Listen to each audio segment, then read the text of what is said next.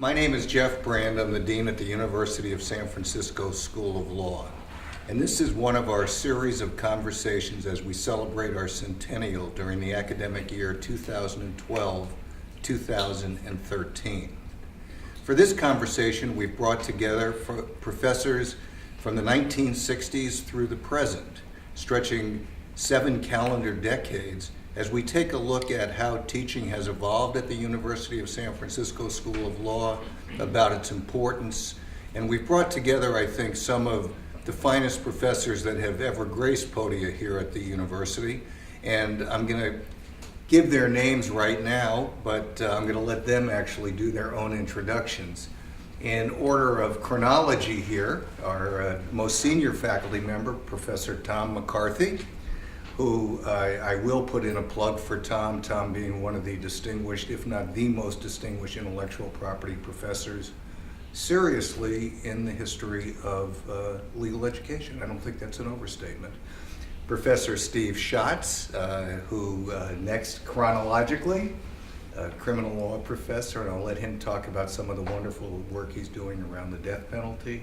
Steve is still on the faculty, Tom, by the way, on senior status. Professor John Adler, who has taught torts, constitutional law, been our distinguished professor many, many years, where we joke that perhaps we ought to rename the award, but I won't embarrass John by mentioning that. Professor Sharon Meadows, and Sharon is really, we call her lovingly Sam, for Sharon Ann Meadows, and Sam is really a very important piece of the educational puzzle here at the university, having helped to pioneer clinical legal education, which I'm sure the conversation will bring out. And although it's our most recent here on the panel, Michelle Travis is hardly new to the law school, one of our great teachers, and truly one of the most respected faculty members on the faculty to this date, and I think the three people to your left would confirm that. So welcome to the conversation, and Tom, perhaps you would introduce yourself and just talk a little bit about what you taught, and a question that I'm interested in the top is, why teaching, given the fact you could have done pretty much anything? I came to San Francisco in 1963 from the University of Michigan, and I had never been to San Francisco before in my life, and I was smitten. I said, this is the place I have to stay. So I practiced law for 3 years, and I was ready to move to another law firm, and I heard that they were hiring professors at this little school up near Golden Gate Park. And I had an itch, always had an itch to teach, and I thought I will try that for a year while I'm looking around for another law firm. And the rest is history, because it turned out that's what I loved to do, was to teach. So that was, when I started, was the fall of 1966, which is sobering to me how long ago that is. Kendrick Hall was quite a new building still at that time, lots of rooms that had never been used, believe it or not, and it was a much smaller school. I think there were only about 5 faculty when I arrived, and that year the dean hired 4 young people. Myself, Steve Lynn, Bob Talbot, and Jeremy Harrison. And that almost doubled the size of the faculty. But neither Dean Frank Walsh nor the university understood that these were a bunch of troublemakers. And so that started a whole new history in the saga of the law school. And of course, Steve, by the time you get here, things have changed significantly. Things have changed significantly. There's a new dean. Los Putz is the dean who hired me and proceeded to redouble the size of the faculty over the succeeding couple of years. I did not come to USF with an itch to teach. It was, I think, an accident that I was hired and an accident that I became a teacher, and I never thought I would stay beyond a couple of years. I came in 1972 I was minding my own business in private practice in April of 1972. I was 3 years out of law school. I'd done a legal services fellowship for a couple of years and then was in a small two-person private practice. And I got a call from someone who was new on the USF faculty, Paul McCaskill, who said that USF had gotten a grant from the Ford Foundation to start a criminal clinical program. In fact, the first criminal clinical program in Northern California.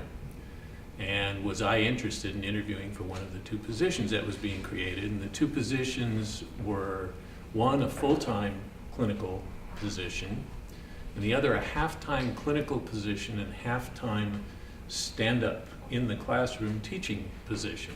And I said, I'm interested because I love San Francisco and I wanted to come back here. And the idea of doing clinical work with students just was really attractive to me. The stand-up teaching was not particularly interesting to me. I came up here and interviewed for a morning with the faculty. And frankly, I don't remember meeting Tom that morning, but among the faculty I met were a good number of the old guard. And I thought, I'm 27 years old. Do I really want to be teaching with these guys? This is not... in their 30s. Yeah, they were in their 30s. This was the old guard. And I was a product of the 60s, and they seemed to be from another era. And I was actually induced to come, in fact, by going out to lunch with, I believe, DeLas Putz and Eldon Riley, who was new to the faculty, and two students. And this is the first year USF had included students in the hiring process. And I thought the students were terrific. There was a third-year student and a second-year student, and I still remember them. And I thought, if I can work with these students in a courtroom, students like these, I want to do this. And that's how I came here. And I've actually gone in and out of clinical teaching since then and come to love the stand-up in the classroom teaching. Steve, just could you just list the courses you've taught, and then maybe Tom, you could do that also if you can remember. Well, the original hiring, I was hired as the halftime person in the clinic, and I was assigned, in terms of my stand-up teaching, in the classroom teaching, I was assigned criminal law and criminal procedure, which I've taught pretty much ever since. The other courses I've taught at very consistently in the last, certainly in recent times, have been federal courts, and a seminar or a small class in the death penalty. But at times I also taught remedies, I taught labor law. I've been around 40 years. There's a lot of flexibility in this job. I still have your incredible labor law notes, handwritten and perfect. Yeah, I right. still have them in my It was office. before typewriters. That's right. Tom, what courses did you teach? We have to remember that in the bad old days, for about the first 10 years that I taught a load of 3 courses, 8 credits a semester, which is about 16 credit hours a year. I didn't know any better. I thought that's what teaching was about. At various times, I taught civil procedure, equity, which was an earlier version of remedies, antitrust, consumer law, intellectual property survey, and a seminar, and copyright law. So now we move to the 1980s, and Professor Adler arrives with Jeff Brand, yours truly. Yeah, my arrival here was probably even more serendipitous than either of yours. I had come to California in 1975 following a woman from another part of the country who became my wife, still is my wife. And when I got here, I had a year of law school to finish, so I went to Bolt while she began a graduate program at Cal.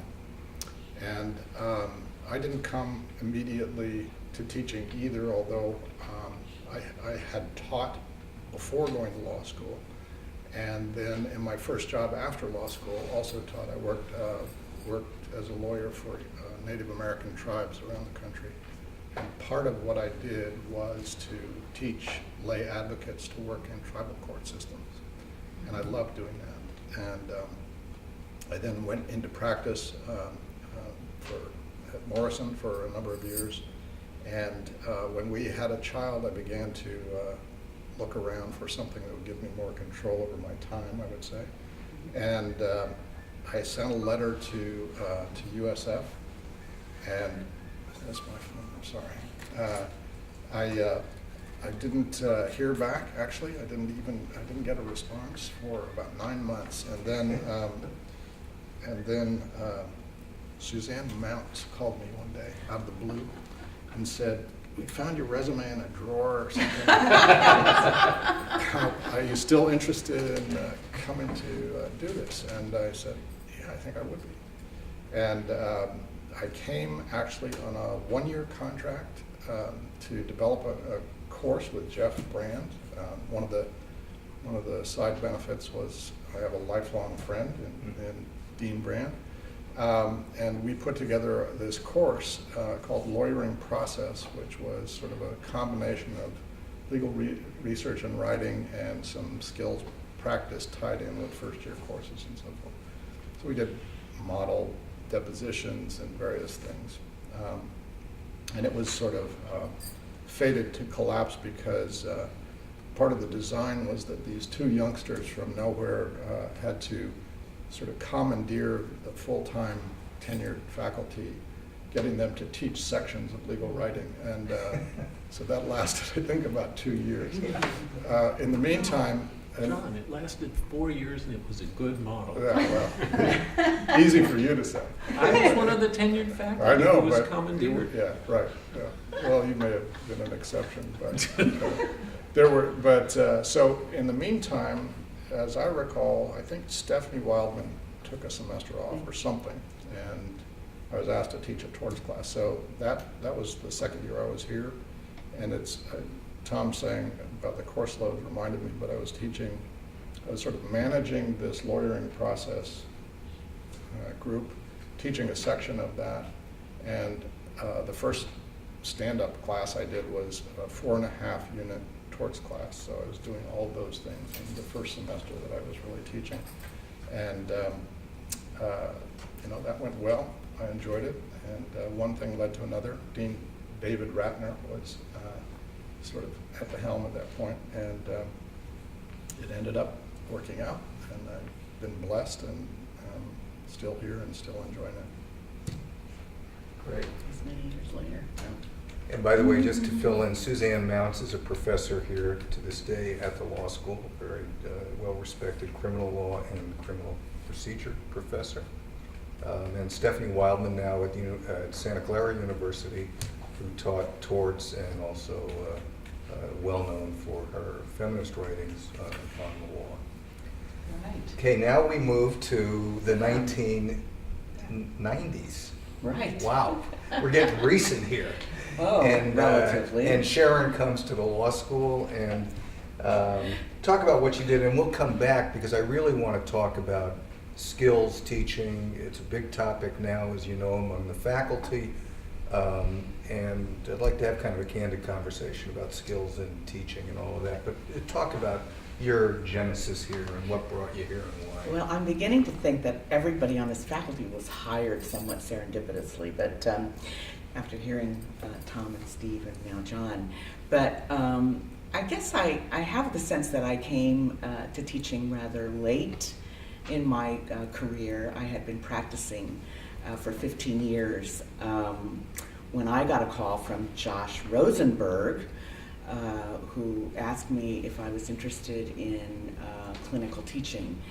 And at the time, I was monitoring a consent decree for the chief judge of the Northern District for an employment discrimination case. And I had, prior to that, been in the federal defender's office. I had focused my career after graduating from the University of Michigan on indigent defense, and I had worked in both state and federal public defender offices. But my main love had been working and directing a community defender office in Baby Hunters Point, which is impoverished community here in San Francisco, And that office had federal money to represent people who lived in that community and were charged with crimes. And it was an interesting model in that not only did we have attorneys who represented people from the community, but it had the office had a holistic approach to criminal representation, in that there was a drug program under the auspices of the Baby Hunters Point Foundation, alcohol treatment program, probation officers were stationed there. So it really was a wonderful way to learn how to practice criminal defense.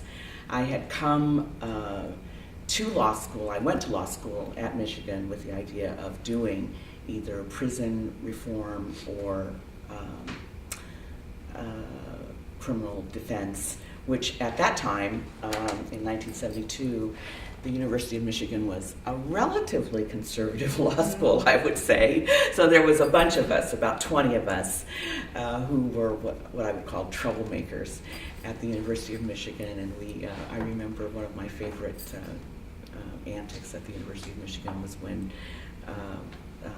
a Supreme Court Justice Rehnquist came to speak, and we wore Nixon masks in the back of the Hutchins Hall to demonstrate against the decisions that the Rehnquist court was making regarding criminal defense. It was now somewhat an embarrassing story to recount as I sit here with my colleagues.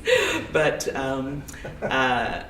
anyway, having made it through law school and realizing that I really this was the path that I wanted to take, I moved to California, and I was at the tail end of I guess what I would call a group of lawyers who had been trying to practice in a novel kind of way. I joined an office called the Menlo Park Law Commune, which was made up of people from who had gone to Stanford and had been organized around draft resistance and wanted to expand to do more criminal defense work. And if I have any advice to give to anyone I tell my students all the time, never join a law commune. But anyway, anyway, it was an interesting experience, and I stayed for about a year and finally made my way up to Bayview, the Bayview Law Office, which was a wonderful experience, and where I stayed for 8 years before moving on to the Public Defender's Office. So coming to USF was, as I said, I got this call from Josh Rosenberg, and I said, and I had no plans to go into teaching. I didn't know what I was going to do after the consent decree ended, which was another interesting experience. I was at the time going through the northern counties of California, monitoring the construction industry, which was in and of itself a very interesting experience. I'll just tell one quick story, if I may, about that. I was it was the men, mostly men, Professor Travis, who drive the heavy equipment in the construction industry, and I was told, well, the reason that we don't have any black people in our industry is because they lack hand-eye coordination. To which I said, have you watched an NBA game recently? But in any event, getting back to teaching, I then I had been in a new emerging clinic at the University of Michigan, and we had done very small traffic type cases in Washtenaw County, and I had loved the experience. And I didn't know much about USF's clinic, but the more that I learned, the more enthused I was about it. But I I remember, we're moving on to another dean now. This was Dean Jay Fulberg, who spoke to me. I came to the law school and I interviewed with many of the, well, I think I talked to everyone sitting at this table, except for Professor Travis. I was just very naive about what was required to be a law professor.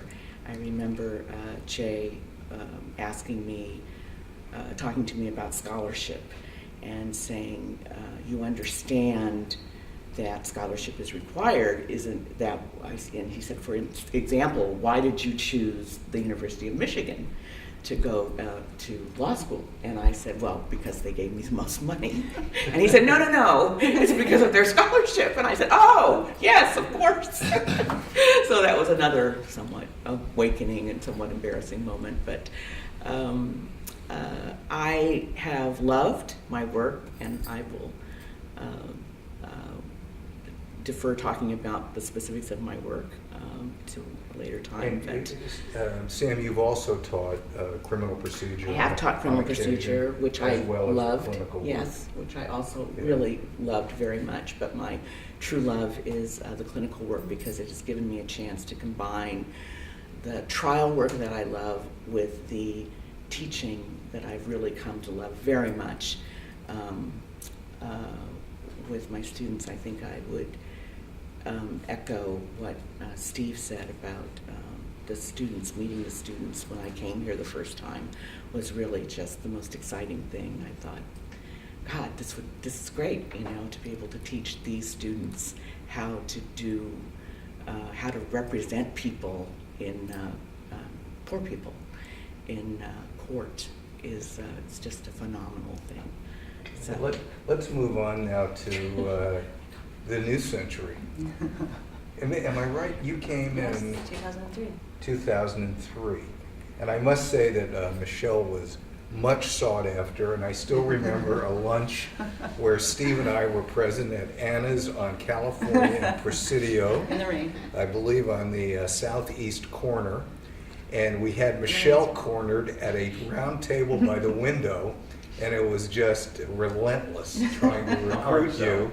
I remember slightly differently. And but- it was successful. So Michelle, talk a little about Yes. how you arrived here. I at do USF remember the lunch, and but I why. remember the arrival to the lunch slightly differently. Yeah, so I joined the faculty in 2003, and I have to admit that I actually had plans of being a law professor during my first semester as a law student. I loved being a law student. I loved everything about law school. I loved the dusty stacks in the library. I loved the huge textbooks. I loved the Socratic method. I loved it all. I loved being around palpable, unbounded intellectual curiosity. And so as a law student, I thought, if I could be a law student forever, that's what I would want to be. And this was, I figured, as close as I could get to that. So I did want to be a lawyer for a while, so I practiced employment litigation, and I loved being a counselor and loved being an advocate, and I still think of myself first as a lawyer and second as a professor. But after doing that for a while, I decided it was time to find my way into a professor position. And I've learned from this conversation that actually my arrival is different in one way from all of you, which is that it was not really serendipitous in that I did a lot of research about a lot of law schools and put USF at the top of my list as the place that I wanted to be. And I basically did the hard sell, I think, to all of you about why I belonged with all of you troublemakers and why this was the community for me. And I remember calling Steve many times over a course of many years making that pitch.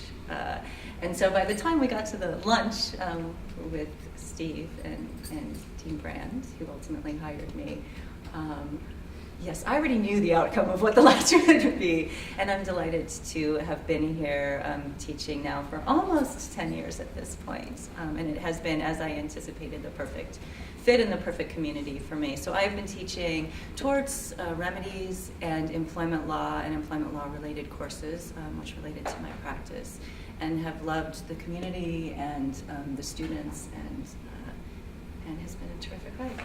Well, the various parts of the job of a law professor have kind of come out in the conversation, whether it's being at the podium or being in the clinics, whether it's being involved outside the classroom or being involved in scholarship. And I just want to fill in a couple of pieces here, and I just throw this out generally. When you came, to what extent was faculty scholarship something that was uppermost or somewhere in your head about what your job as a law professor was all about? And as I say that, I acknowledge, of course, Tom's unbelievable contributions to intellectual property through his treatise, the dictionary, his book on privacy, etc. But I'm curious, when you came, to what extent was it a piece of the equation as you understood what the profession was about? Well, you have to remember, when I arrived, it was a different kind of law school, and most of the faculty, I don't think, had written much of anything. But I always had the itch to write, and I had written law review articles as a young practicing lawyer, which was pretty unusual at that time. And so I just had that yen to write. So I started writing articles, and then after about 2 or 3 years of teaching, I had an idea that there should be a book on California trademarks. And I went to a law publisher, and they said, no, the market's too small. But we just had a man die who has a 2-volume work on trademarks and unfair competition, Harry Nims. And his estate will not give us the copyright, so we can't continue. So we're looking for somebody to write a 2-volume book on trademark law. So you have to remember, I was in my early 30s, and I said, oh yeah, I can do that, no problem. I had no idea what I was getting into. And you were teaching 16 units. And I was teaching 16 units. Hello. And I was doing some consulting work downtown. And this was pre-computers. So I typed everything up on little pieces of paper on a typewriter up in my office. And it took several years, but I finally cranked out those 2 volumes. But the bottom line was it was on your own, not from institutional It was on my own, discussion and or people thought I was dialogue. weird. Why are you doing this? Other thoughts on scholarship as part of the profession as you understood it coming in? Well, I was the next on this panel to come in, and it was there wasn't. I think there was more writing going on by 1972, but it was not. It didn't have the priority in the hiring process that it has since assumed. And I had, I came in. Not only was my hiring an accident, but I had no particular interest in scholarship as such. I came because I wanted to teach. I fell in love with teaching, and then wrote because that was part of the game, and I was going to write. And I've since come to love writing, but of the kind of writing I do, which is very based on trying to communicate to the profession. I'm not a theoretical writer, and for that reason, in recent years, I've gotten very much into writing empirical pieces, trying to talk to the profession, talk to the courts, talk to other lawyers about what's really going on behind the legal theory that you're getting in cases. So I found a niche for writing that makes sense to me, but I didn't come in with that in mind. The other thing I've been writing is case books. I've written 2 case books, and that comes out of just being very focused on wanting to teach what I want to teach. And so if I want to teach it in a certain way and believe a course should be organized in a certain way, instead of doing somebody else's casebook and assigning bits and pieces and handing out Xerox copies of things I want to add to the cases, I just decided to write my own casebook. So And I don't solely mean, for my own convenience. yeah, it's interesting to watch the progression, and I don't mean to short circuit the conversation, but I think it'd be interesting, since we're talking about books, to have you bookend Professor McCarthy as the most recent hire. And obviously scholarship has, at least at this institution and probably across the country, become a more important part of the expectations coming in. And maybe you could just talk about that, Michelle, for a second. Yeah, absolutely. So it's very interesting to hear sort of how it's evolved over time. But I think what's consistent throughout time is sort of envisioning our role as people who generate conversations about the law, right? And we generate conversations with lots of different constituencies, with each other, with other academics, with our students, with the practicing bar, with the judiciary, with lawmakers. And we do that in different ways over time. I think from the beginning, we've all envisioned our role as professor, as sort of someone who engages conversations, initiates conversations. And we've just done that in different ways. And over time, that has manifested itself in a more narrowly, I think, defined sense of scholarship as we've prioritized certain types of books and law review articles. But I think it's reflective of the same notion that we are in a privileged position to be someone who sparks important conversations and who gets information exchanged to people who need to hear it and who need to be part of the conversation. So I think that's consistent. And one of the reasons that I was drawn to USF and picked this place as my community was in some ways the flexibility and breadth with which we understand our role as community and scholarly engagement, and that we value different ways of combining our teaching and scholarly roles in ways that fits the type of work that everyone's doing and that makes sense to advance whatever particular goals and objectives we each have. And so I think that has allowed us here at USF to continue and grow just a very dynamic intellectual conversation, both inside and outside of the university walls. That's interesting. I'll just John, please. say this. It's uncomfortable for me because I haven't published a lot along the way. And I think the school that I came into was a very different place with a different emphasis. And my interest was purely in teaching to begin with. So I came, sort of into this lawyering process course that Jeff and I started off with. And then I was an associate dean for a while. So none of it was really sort of typical tenure track as we know it now. And more and more I feel uncomfortable because I haven't published, because there's more and more emphasis on that as we've moved along. So I think we used to say on the hiring committee, well, teaching's clearly the top priority. That's what we're looking for in good teachers. Steve used to have a phrase, looking for smarty hardies, or hardy smarties, I can't remember. But, people That's who were... not mine. That was Susan Freewald. Was it? I don't know. Right. Anyway, Certainly sounds. anyway. But so the culture has changed, I think, and the whole emphasis has changed. And I don't object to it. I just feel sort of like I haven't been able to contribute to it fully. So. And of course, there's a whole conversation about clinical teaching and scholarship in terms of time to write and But also, emphasis. that's certainly true, but I also think that I really appreciate what Michelle said, because one of the things that we do in the clinic is encourage creative motion writing. The clinic has been very engaged in the courts in bringing motions of first impression. We're now involved in 2 cases where we're sort of the lead counsel in preparing constitutional objections to gang injunctions, and those are going to be heard later this month.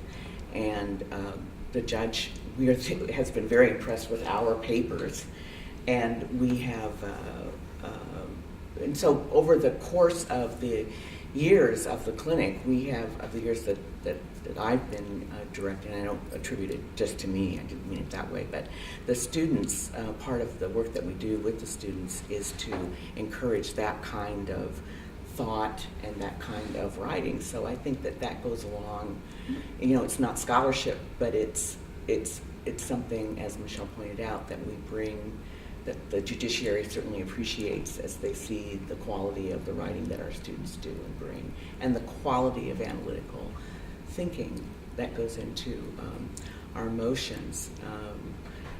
We have another huge case that has it's a constitutional demur to another. I won't bother you with the details, but once again, we're the lead counsel in that case. So, I'm very proud of that. Yeah, that's really interesting perspectives, and it turns out it's not just about the scholarly writings of faculty, but also students and their ability to write. There's one other strand that, as I listen to this conversation, John talked about a lawyering process, and actually it was a noble attempt, I think, to really restructure the curriculum at a time when curricula, and David Ratner as dean deserves a lot of credit for this, when curricula were not being refashioned in the way that we feel an imperative now in light of a collapsed job market and all the other issues that I hope we'll have a moment to talk about. But there also, as this develops, there has been a development of clinical legal education here at the law school. And of course, by the time Sam gets here, we have the full-blown clinic. But Steve, I thought it'd be interesting for you to fill in, as our law school historian at this point, just a little bit about, as you understand it, the development of clinical legal education up to the time that Professor Meadows is hired. Because I want people to understand that this is something that USF has been concerned about, thinking about, and doing over the decades. Well, the criminal law clinic that I was originally hired into was in 1972, the first of its kind, the first in Northern California, where the first of its kind where students actually were certified, went into court, practiced law, did, in our boldness, jury trials that first year. We had 4 jury trials in the first year of the clinic, which certainly caused the judges some issues. One of the most exciting things was the very first jury trial we did, and it was a 2-count petty theft charge, 2 counts being 2 different items, as to which we had a different defense as to each item. Oh, gosh. One item was the defendant's all along, and the other item he had taken out, and it was an inhaler or a nose spray or something, and used and put in his pocket by mistake. So an unlikely defense for our first jury trial. He insisted on going to trial, and the student was terrific and hung the jury on both counts. And that's a victory if you're in criminal defense. At any rate, and this was a clinic that was run out of the Marin County Public Defender's Office, so that Ron Micon and I, when we started the clinic, were actually deputy public defenders in Marin County, supervising the students. For a long time, the clinic remained in Marin County, and it was our only live client clinic. In the early, I want to say the early 80s, we started a second clinic in a civil clinic that actually was fairly short-lived. I think it lasted 3 or 4 years. Then in the late 80s, after I had been out of clinical education for a while, I came back with the idea that we really ought to expand, and we ought to do something larger, and it ought to be a single law firm within the law school, and there were a lot of great ideas there. So we brought the criminal clinic into the law school. We created a civil rights clinic, which Connie De La Vega was hired to run. We had a political asylum component that we got funding for, and Karen Musalo came, and we had a multifaceted law firm within the law school. But the change that occurred right before Sam and Connie were hired is that we got the faculty to agree that the people running the clinic would be tenure-track faculty or tenured faculty. And so Sam was hired in the first interview process to hire tenure-track faculty since the original beginning of the clinic. And she came, when Sam came in, this was this multifaceted law firm in the law school. I was working in it half-time and directing it. I was working on the civil rights cases with Connie. I was supervising students doing criminal appeals. I was actually assisting Karen with one of the political asylum appeals to the Ninth Circuit. It was an exciting time. That's great. I want to talk about your goals as teachers, but there's a visual at this table that has to be noted for the record. If I were sitting in the seat chronologically, I would be either next to Steve or next to John. Probably in his lap. And I would be in John's lap. And then as you move, you might see that if we could just pan the camera from Professor McCarthy back to Professor Travis, you might notice a change in gender, you might notice a change in race.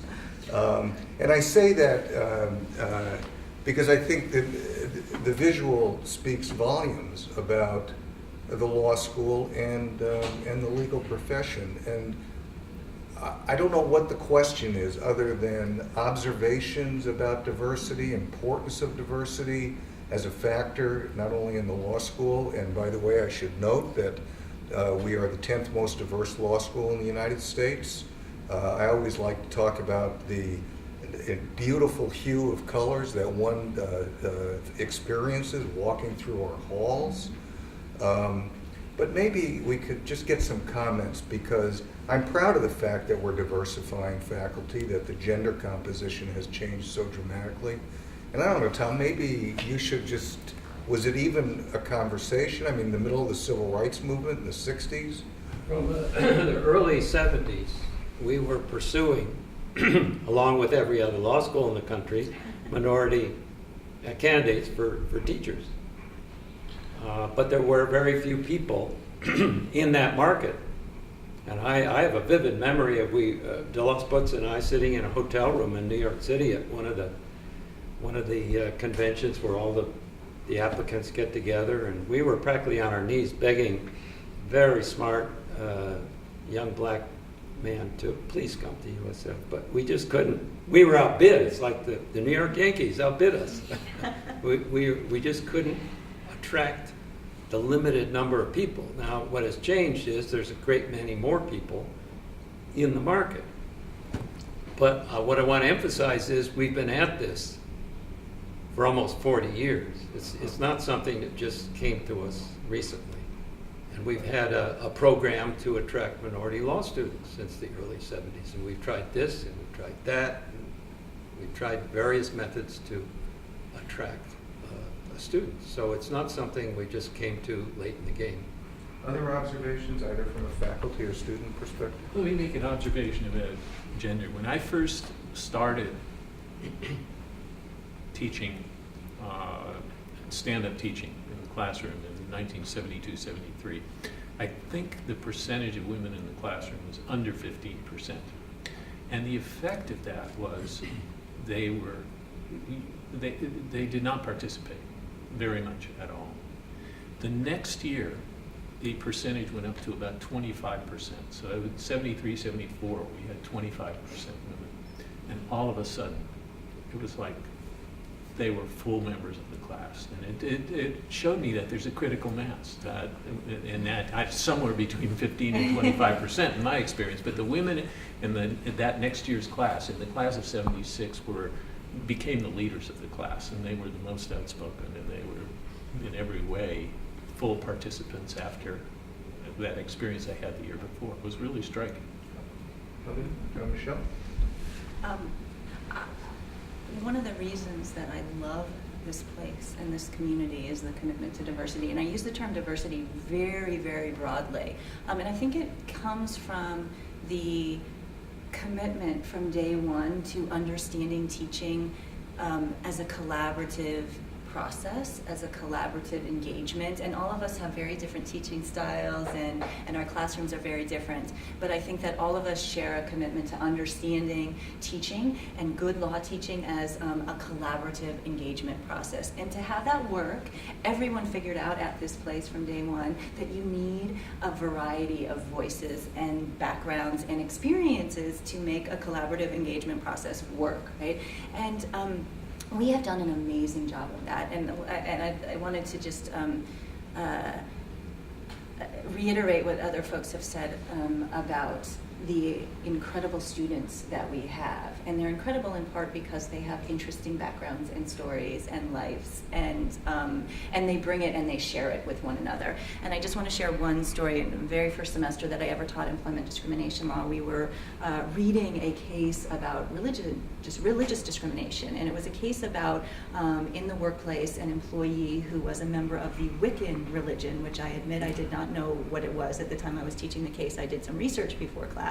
And it's a very non-conventional, non-mainstream religion that in the case was described as cult-like and having connections to witchcraft, right, in the case itself.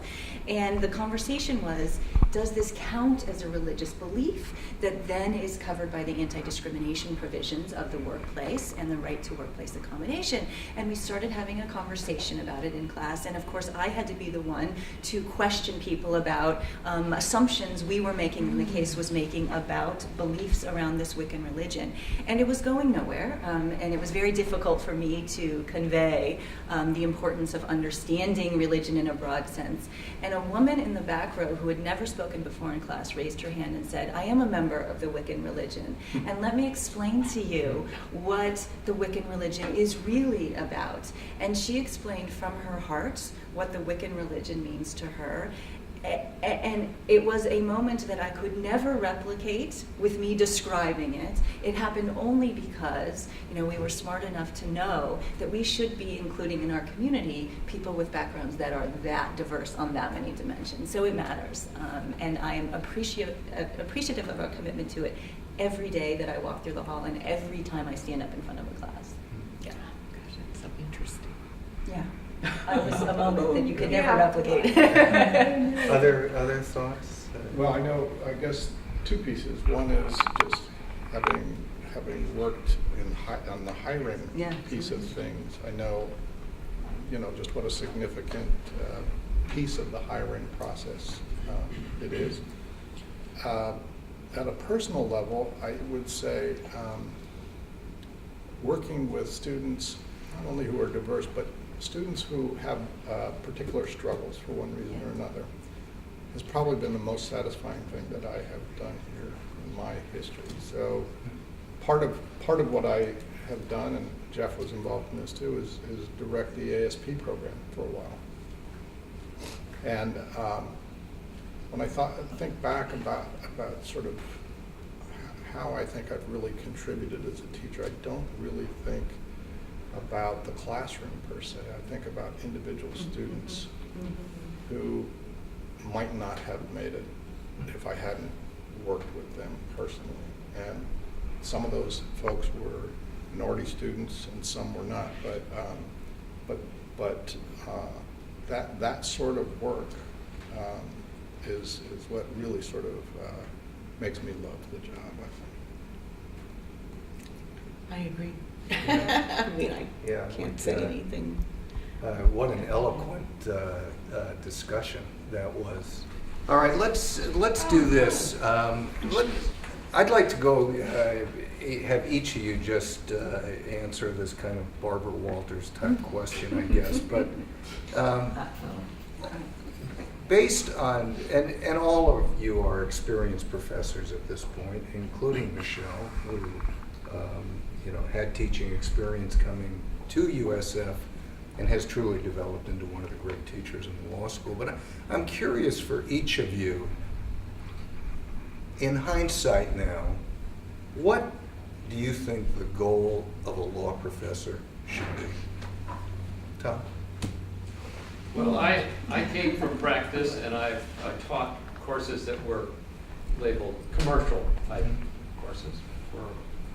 I visualized 99% of my students were going to practice law, and they should know something about the field that I was teaching them. So I saw my goal as to prepare them to do the job of being a lawyer. So I would often talk about the client, and how are you going to explain this to the client, and how are you going to write an opinion letter.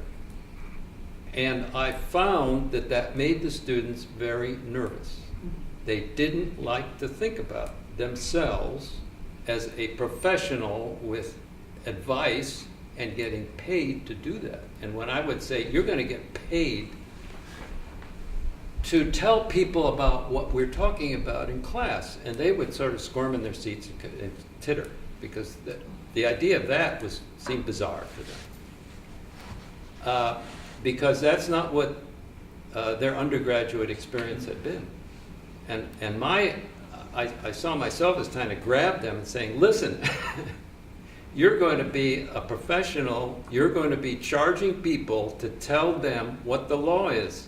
So pay attention and forget about just learning what the rules are. But your job is, and my job is to teach you how to explain it and how to use it. So that's why I didn't like the Socratic method. I wasn't good at it. I liked problems, giving them problems as they would encounter, even though I had to package the facts. But that was my approach to teaching. Well, I want to pick up on something that Tom said that I agree with, and I think the challenge for us is to take students who see themselves as students, whose identity is being a student, and in the space of a couple of years, change that self-perception, change their sense of their identity as a student into the sense as a professional, as somebody who does know something and has to adopt a professional mode and represent people and advise people. And I think that's, if I can illustrate that with an early story about me. When I first came to USF, I had no idea what style of teacher I should be, or was either what USF demanded or what fit me. But I knew I did not want to be like the professors I had had in law school. I came through Harvard in the paper chase days. In fact, John Osborne, who wrote the paper chase, was a year behind me, and he was writing about our experience. And it was a very cold, impersonal experience of the classroom. I won't say it was intimidating. It was just cold and impersonal, and you got no sense that the professors cared about what the students got. They were doing a job, and many of them did it well in terms of presenting, doing the Socratic method. But it was nothing that engaged me, and I didn't want to replicate that. I was a product of the '60s. I didn't want to replicate that. So when I came, I had a totally different idea. I would just be one of the students. I would just be sort of the leader of a discussion. I would, in effect, be running a graduate seminar with students who were equally interested in the subject matter. And so for the first year... I've heard that about you. Oh, Schatz' exam. So in the first year, I did not wear a coat and tie to teach. There's a picture of me in the first year catalog in a ratty turtleneck, just kind of, and I didn't stand behind the lectern. I sort of sat on the desk in front, and we were just having a chat. And it was a failure, in my opinion, as a teaching method. And it was a failure because I had not taken responsibility myself for modeling what I hoped they would learn. And that was a sort of professional attitude toward what I was doing, that they would then learn how to be professionals. And so the next year, I put on a coat and tie. I stood behind the lectern. I tried to be engaging. I tried not to be cold. I did care about the students and what they learned, but it totally turn me around, because I think what we are trying to show them is how to move from that identity they have coming in to the identity they should have as a professional going out. Now, in the process, we've got to teach them about the law. We've got to teach them how to think clearly, and logically, and deeply. We've got to teach them how to focus on the problem they're trying to solve. We have to teach them many things, but most of all, we have to teach them to think of themselves as adult professionals, and that's not where they come into the law school. Yeah, this conversation has added the element of goals and style, and I guess they're inseparable, which is a great depth to the conversation. John? I guess I would say, goals-wise, although I agree with a lot of what Steve said, I think my goals vary from class to class depending on subject matter, on what year they are in the law school, whether it's a large class, small class, et cetera. So if I were teaching a torts class, I might be interested in making sure that the people who are going to do personal injury law really get a foundation. It was at least a first semester course, so I'm trying to teach all about synthesizing cases and doing analogies and distinctions and making the arguments and so forth. By the time they're in the second year and doing constitutional law, I tell them, I try to be transparent about this. I say, I have a number of goals here. One is to make sure that you have the vocabulary and the ability to articulate arguments if you're ever in front of a federal district court judge or whatever it is. But the other thing is, I'm really interested in getting them engaged in thinking about the big issues that go along with this course. So I tell them, you're basically the canaries in the mine.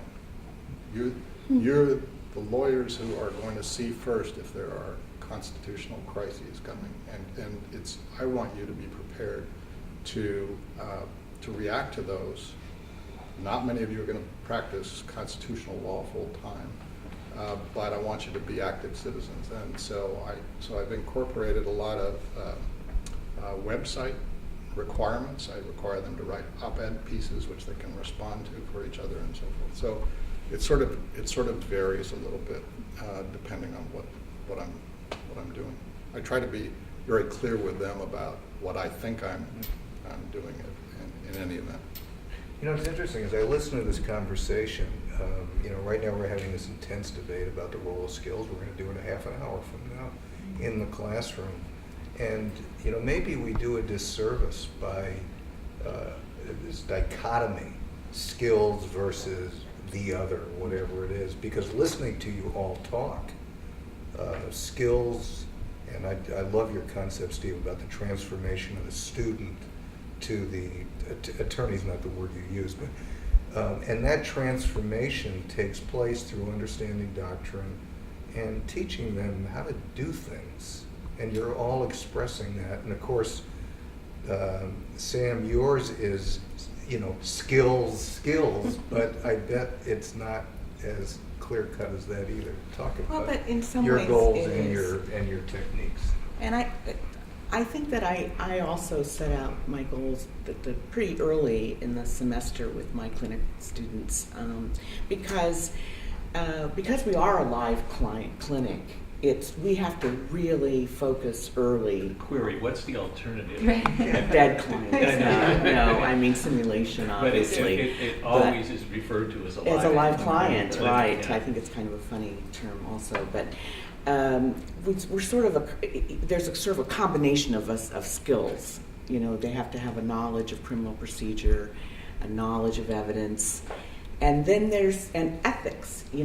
Every time we talk about a particular skill set, cross-examination, motion practice, we talk about ethical concerns, not their duty to the court, their duty to their client, and and that's really important. I think that goes to what Tom was speaking about in terms of their professionalism.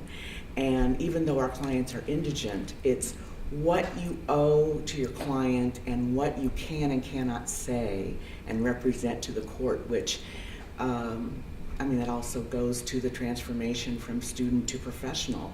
It's very, they come to court and they're all of a sudden in a suit, and then they going up to the podium and the judge will ask them a question and they'll go, yeah, and I'll wince. And I'll say, remember we talked about that and how there's a formality involved, and yeah's not, and we'll talk about everybody has a little tick, and yes is the correct response to the judge, and stuff. And it's, so I think that my goal is to make them think of themselves as professional people, and to have that kind of relationship with their clients, and how to have a professional relationship with a client, because some of our clients are very, their problems go beyond often the criminal issue. Their clients more and more in the last 5 to 6 years, our clients have been homeless, and they've had obviously other problems. So it's how you maintain a relationship that is compassionate but professional and legal and sort of limited. And that can be very difficult, especially when you're talking about minors, which we do represent. We represent kids in juvenile court. So I think, my goal is to not only in some ways teach them, especially in how to use the skills that they're learning in the classroom, especially evidence. That if you've got to make that objection now or it's gone, but how to present themselves in all those ways I've talked about. So, Michelle? Yeah, I love this question and the conversation, because I think it reveals one of the things that is most special about USF, which really is a shared understanding of the endeavor that we are all engaged in law teaching. And my direct answer to the question of what do I see my goal as a law teacher is really one of empowerment, of trying to have the students leave the interaction with me feeling more empowered than when they started. And by that I mean more able to know that they have the tools, the analytic skills, and the confidence that they will be able to be an advisor and a counselor and an advocate and a professional, right? And that we teach them how to be a professional in a way that does not require them to lose their own personal identity and soul, so that there's still an individualized component of being a professional. And so all of my interactions with students, both inside the classroom and outside of the classroom, to me, my ultimate goal is about having it be an empowering interaction, one that leaves them feeling more skilled, more competent, more confident of their ability to be an attorney, a professional, advice-giving, counselor, advocate, attorney. Yeah, I wish the whole faculty could be flies on the wall to this conversation. It might actually be worth, I know you would cringe at this, all of you, but playing this tape at some point. But let me ask you this. We've talked about goals. We've talked about techniques. How do we know if we succeed? And when do we know? Do we ever know? well, I might start by saying that, I at the end of the semester, my students, the ones who, virtually all of them, are very confident in the courtroom. I mean, they start off wanting a script. What do I say? What was that you told me to say? What do I do if she asks me this? What do I do if the judge asks me that? What do I say to the DA? And then there is sort of an ease that comes a little bit after the halfway point in the semester that, and it's not just the ease, but it's more of, as Michelle was saying, a confidence and a kind of skill that they have in the courtroom with the other side and with the court. And then it's a sense that I have that they've got the basics and they'll be able to grow from there. Whether or not they go into criminal defense is really not the point. The point is that they have learned at least that skill set, of being in the courtroom and being able to respond, get into a colloquy with the judge, with the court, and have that kind of professional ease, I think. And that's one test for me.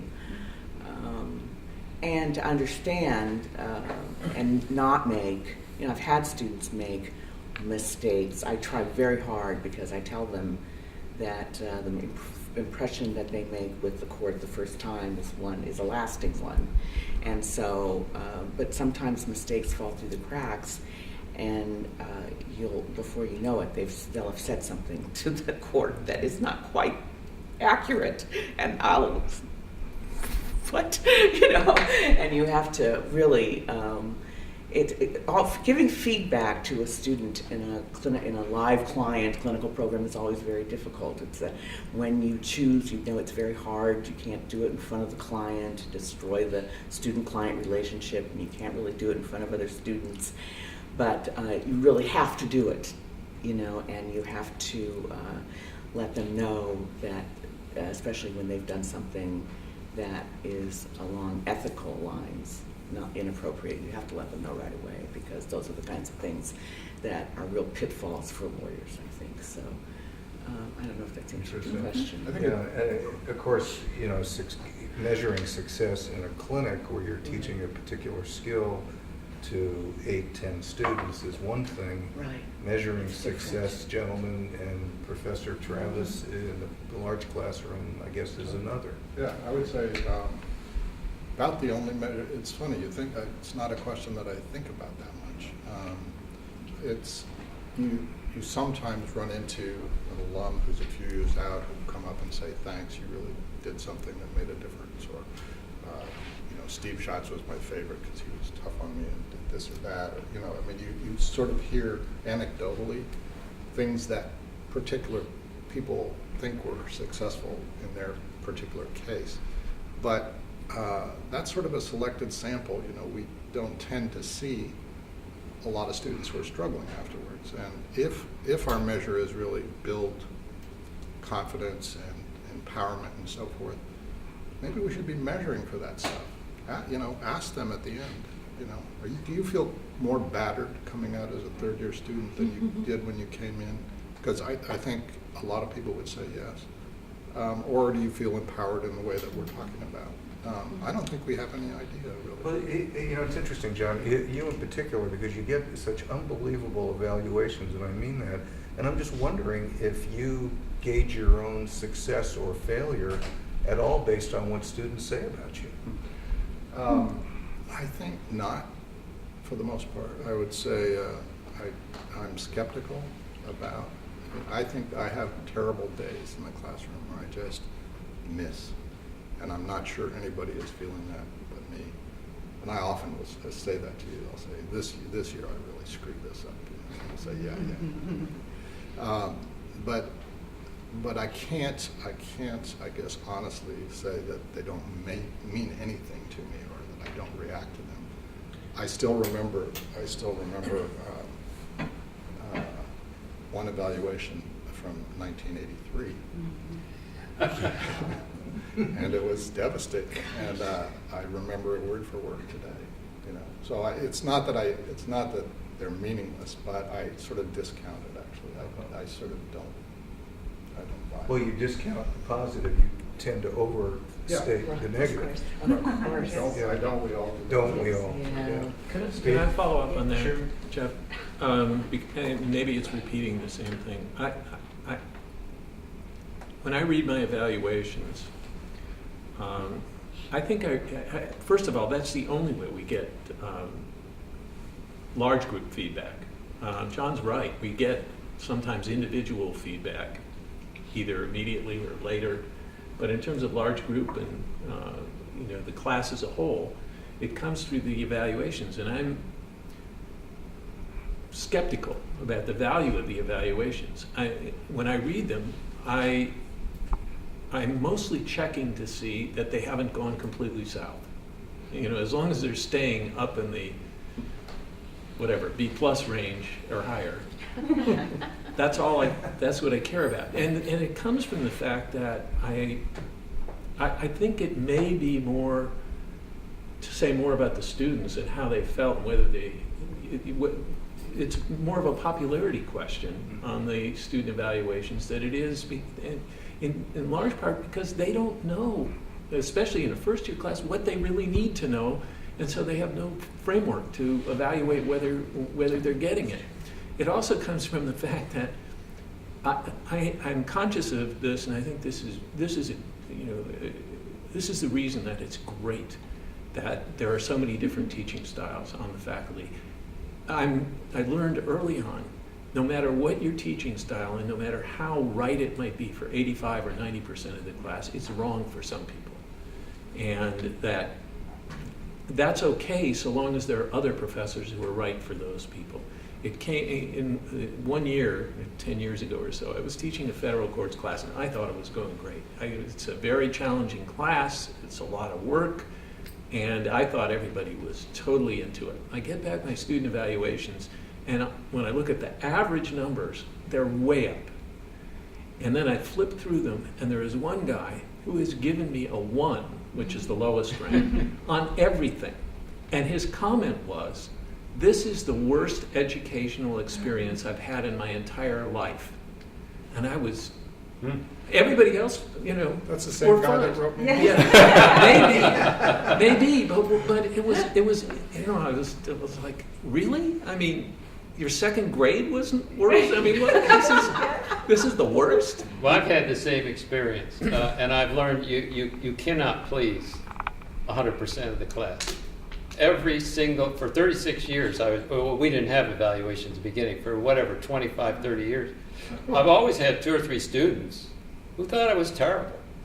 And they, for whatever reason, they didn't like me, they didn't like the way I taught, they didn't like what I said. I don't know why, but I gave up after a while trying to reach that small group of people for whatever reason. You just cannot do it. That's human nature. Did you believe you succeeded? Yes, but And why? I have my own. What's that based I have my own criteria for whether I did a good job or not, which I think is different from what the students' criteria Okay, was that's and how they rate me. So what are those criteria? Well, I mean, I have my own feedback. Did the class go well? Did I engage with them? Did I get back from them the kind of feedback that told me they are understanding what we're talking about? When I read the final exams, did they go in the direction that I thought they should go and understood how to apply the law to a particular set of facts? So that's my feedback. And I agree that there's always this popularity sort of. I have no idea what they thought was a success. Maybe, well, it was easy and he didn't assign a lot of cases to read. I don't know. And it's certainly nice to have people tell you you're a good job. You're doing a good job. That's wonderful. But I think there's a lot more to it than that. Can I? Sure. Go ahead, Michelle. You haven't spoken. I just wanted to follow up on something else John said earlier and to kind of underscore it. To me, I can walk out of a class and think I've done a good job, and I can even get feedback that you've done a good job, but that does not matter to me as much as the individual students I've worked with or done something for or had. I mean, and I think back over the, over the years, and I think of one former student who said that it was a conversation with me at the end of his first year that kept him in law school, kept him from going to the Seattle Seahawks, and he has said that to another. And then he became a federal judge and now a Court of Appeals justice. We just had a presentation to another alum, and he did a shout out to me for being the one to say he really had something and should go into litigation or courtroom work. Couple of federal court students in their first years out of law school have written to me, unbelievable, Schatz, what you taught me really worked. I was the only one in my firm who saw this issue, and we won a case, or we won a motion, or we won something by it. And then there's the students whom you've helped get jobs, who you've made a call for and changed their career. And I think of a couple students from this most recent graduating class who I found public defender jobs in Tulare County, of all places, so that they could begin their career as public defenders.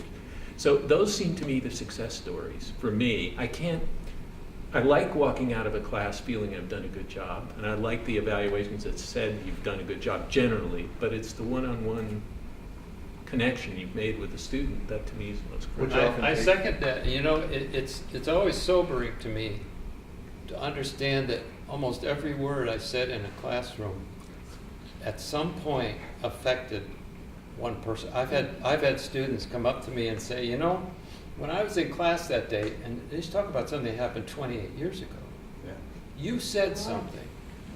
And that really rang a bell, and I've thought about that every week since in my practice. I have no memory of what I said, but it's very sobering to think you're up there, you're saying things to young people, and these are having tremendous impact on the later course of their life. But you can't think about it too much, or you'll just be frozen in fear.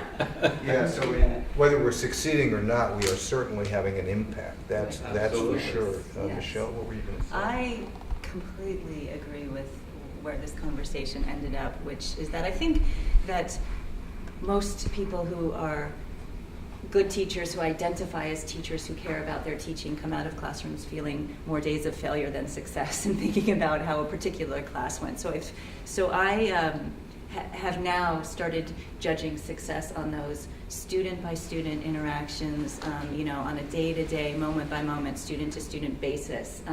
And what gives me enough feeling of success that I can come and be engaged in this difficult endeavor every day are the kinds of interactions that everyone else has described. I think of one in particular, two examples, recent examples. Last year, I think we all may have had a graduating student who was an amazing individual who overcame enormous odds to graduate among the top of his class, became the speaker at graduation, was a phenomenal student who by all accounts should not have succeeded. And he went to the East Coast and took the bar exam, and he sent all of us notes when he passed the bar exam so that we could celebrate with him that moment. And then before he went to begin a job with the JAG Corps, he made a special trip back here to USF to walk the halls and knock on our doors and come and thank individuals who he thought had helped enable him reach this level of potential that I don't think he even recognized that he had. And he came back just to say thank you. And it's those that I feel like, there's enough that we're doing right, and enough that will keep us going to try to figure out how do we reach each person. And we do it. We don't reach every person, but that's our goal. I mean, I try now to reach person by person, and it's different how we reach each different person, right? Yeah. I'm going to just give one other quick example. I had a student last semester who was terrified to speak in class. It was paralyzing for this individual to speak in class. So I wanted her to have just that little success. And so we scripted an exchange, a Socratic exchange in my class, in my office. And we staged it in class as part of the class conversation so that she could have success in speaking in class. And it worked. And no one else knew it but her and I. And several weeks later, she raised her hand voluntarily to respond to a question for the first time that she had ever done in law school. And that was a success for her. And forget the rest of the class, that moment was a success for us. So I've started measuring it as well in terms of the individual relationships that we've been able to forge. And that gave me something. I mean, I got something out of that interaction as well. So it's a success for everyone. You know, another theme that emerges out of this is that as we talk about success in our teaching, it's success maybe more outside the classroom in some ways. I mean, you can't separate them, but the mentoring that we do as faculty is something that is important in that measurement, just as our work in the classroom is. To get rid of anonymity in two contributions. Steve was talking about now Justice Martin Jenkins on the Court of Appeal, and I want the record to reflect that I was the only one who told Marty to go back to the Seahawks. That he shouldn't blow the opportunity. Fortunately, he took Steve's advice. And on a more serious note, now Captain Joe Fiel Phillips, who reported for duty on February 28th of 2012. After he came to the law school to say thank you, Joe Fiel was visiting his family. He's from Jamaica, Queens, and came to an alumni gathering in New York. I get choked up even talking about this. He gave a talk that was absolutely stunning, moving. So just to put the cap on that. We only have about 10 minutes tops, and there's one topic that I do want to raise, which could be a 3-hour conversation. And then I want to give everybody a chance if they would like, because I really would like to hear, for better or worse, kind of your most memorable moment teaching, if there is such a thing. I don't know.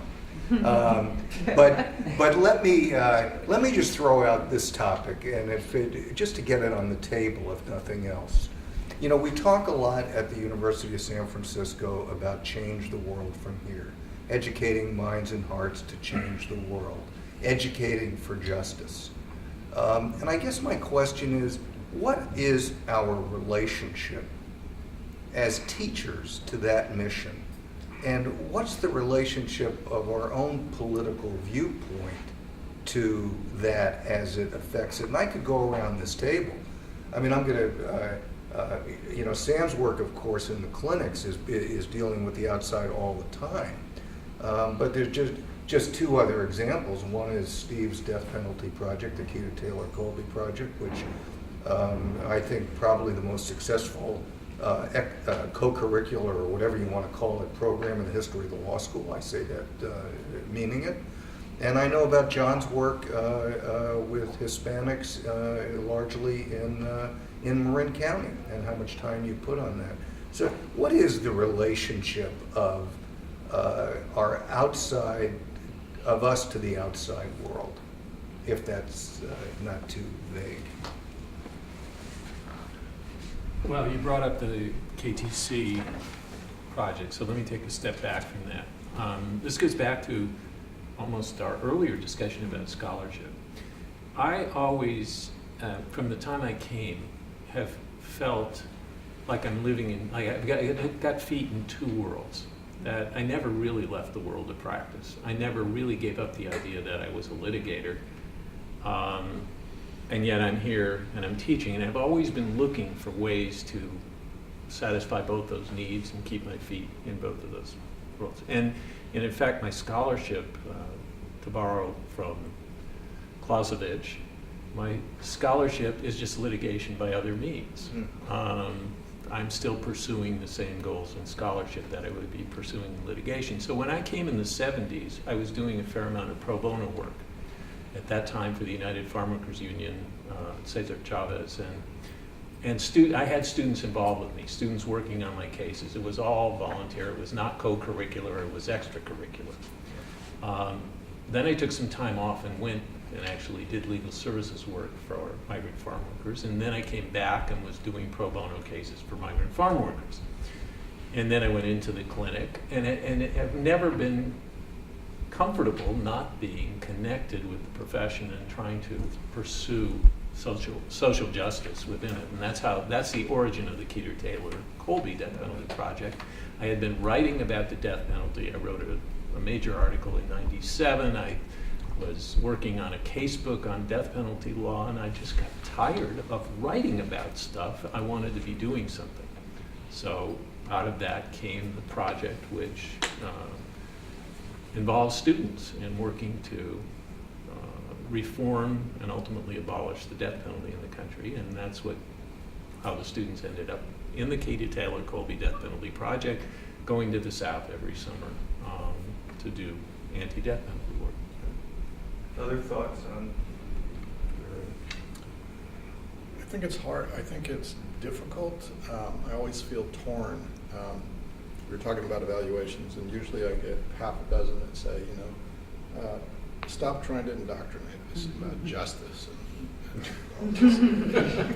And others say, well, you're being too even-handed, And it's always kind of a balancing act. And I really admire, by the way, the project that Steve said. It's a wonderful model.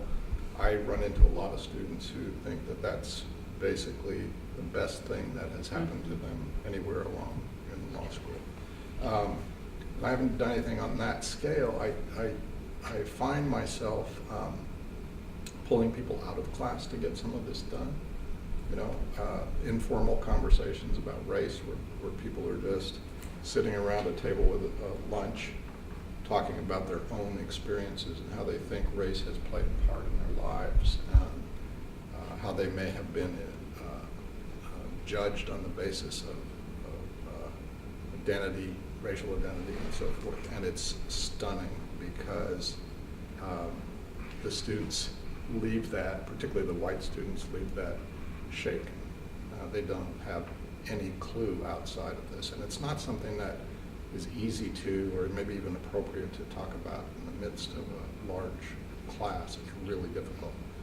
So I've ended up doing that. In other ways, I've tried to, I just recently took 5 of our La Raza students up to the canal that you were mentioning, the area where I work, and had them do a panel sort of like this with high school kids, just about what it takes to get from being a sophomore in high school, struggling with English and all of that, with no family background to help you along the way, no financial resources, et cetera, what they had to do to get out of the fields, to get into school, to get into college, junior college, then law school, what it takes, but it can be done.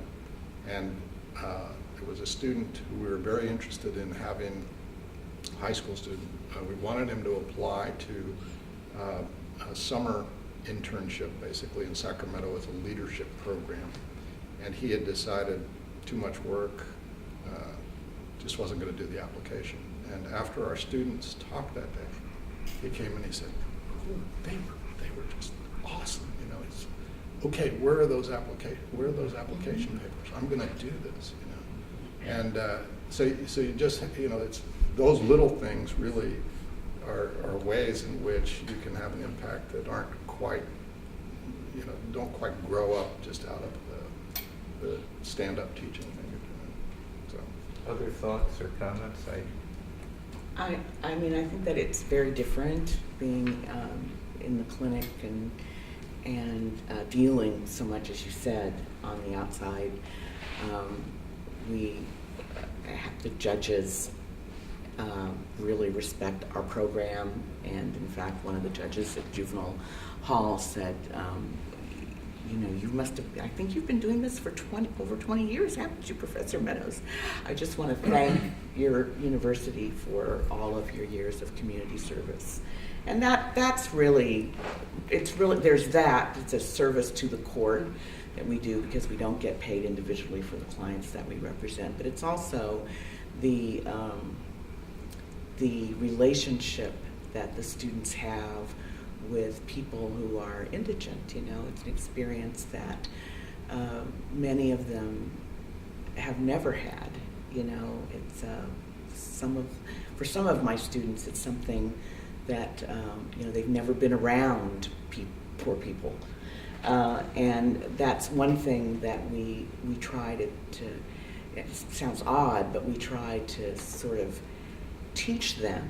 That you're dealing with people who don't have iPhones and don't have watches, some of them, and you're irritated with them because they don't come to their appointments on time, but that's because you're not really that high on their priority list right now. So, one of the things that we try to do in the clinic is not only teach them how to be professionals and to analyze their clients' legal problems properly, but to also understand that they're providing a legal service to a community that is underserved. And so I really enjoy doing that part, that piece of the clinic, especially when we're talking about representing children, because my students really relate very well to the juvenile clients that we have who are mostly kids of color, and so I think I have the privilege of having that kind of.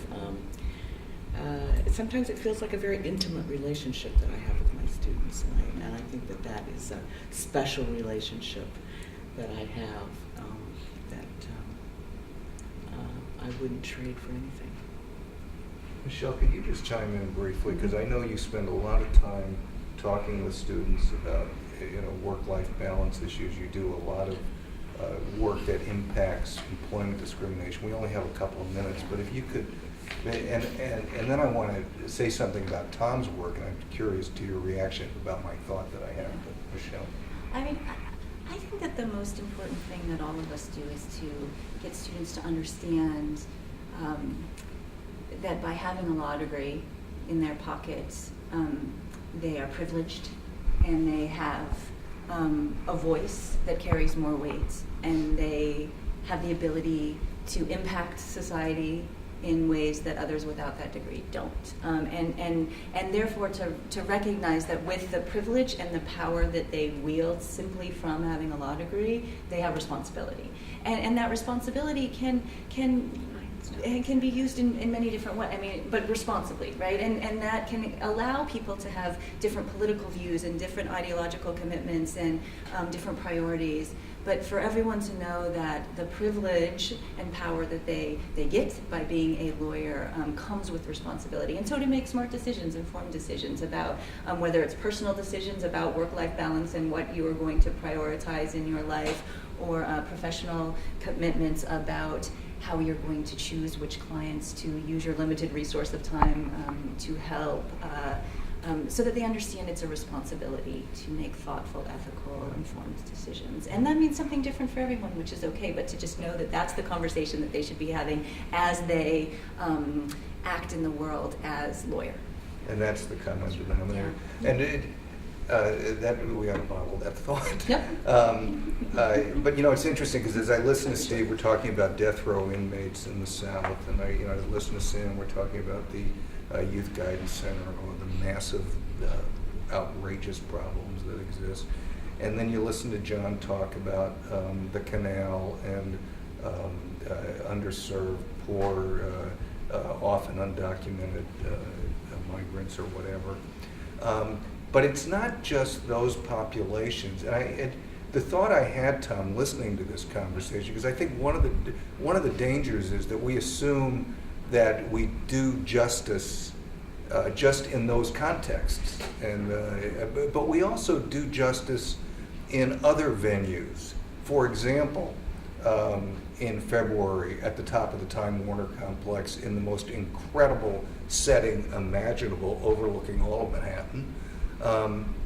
Hundreds and hundreds of intellectual property lawyers, decision makers in the room making policy about the biggest technological change since the printing press. And so, you do justice all the time in your context as well.